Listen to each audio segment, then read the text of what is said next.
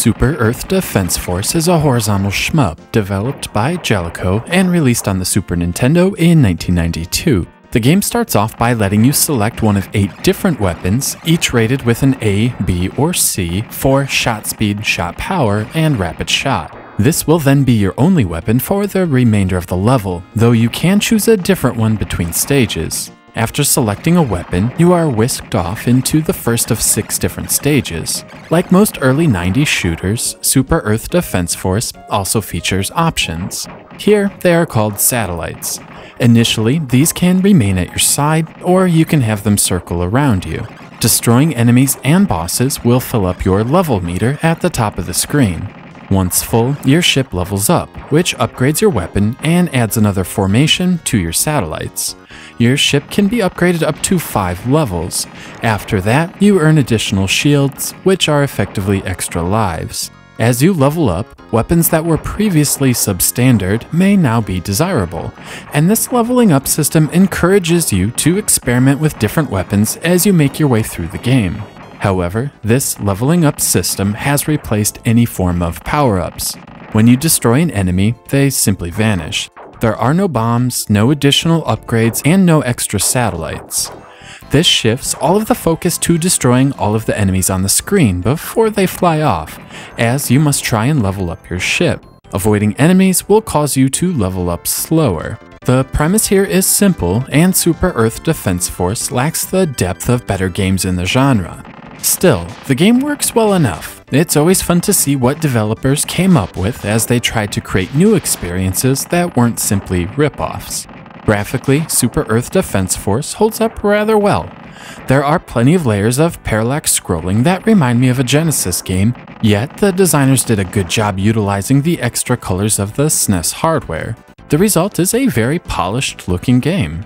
It's designed well too, and nothing on the screen ever gets lost. Enemy fire is big and bright and never blends into the backgrounds. The frame rate does slow down occasionally, especially when there are bosses on the screen. This doesn't really bother me, as it aids in bullet avoidance, but others may be more offended. Rounding out the package is a pleasant soundtrack. The tracks may be a bit tame for the genre, but I found myself enjoying the melodic compositions.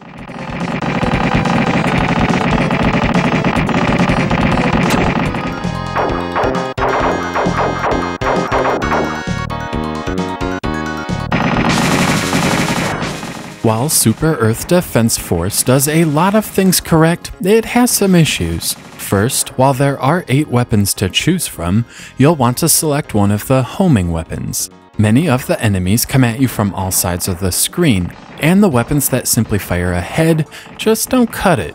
Unfortunately, the homing weapons make the bosses an absolute joke.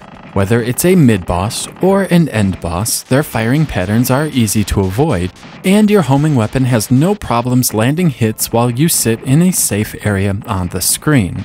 It's just not very well thought out. Games like Super R-Type work just fine without a primary homing weapon, as the enemy patterns were designed with an item limitation in mind. The difficulty curve is also a bit sudden.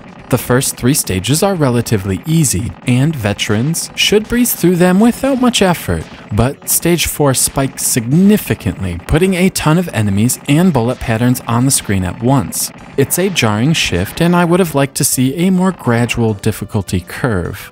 Super Earth Defense Force is a fun, though flawed shmup. The technical things are done correctly, with nice graphics and a good soundtrack. I did enjoy the leveling up, experimenting with new weapons, and appreciate that when you die, you keep your upgrades. However, the actual gameplay is merely okay.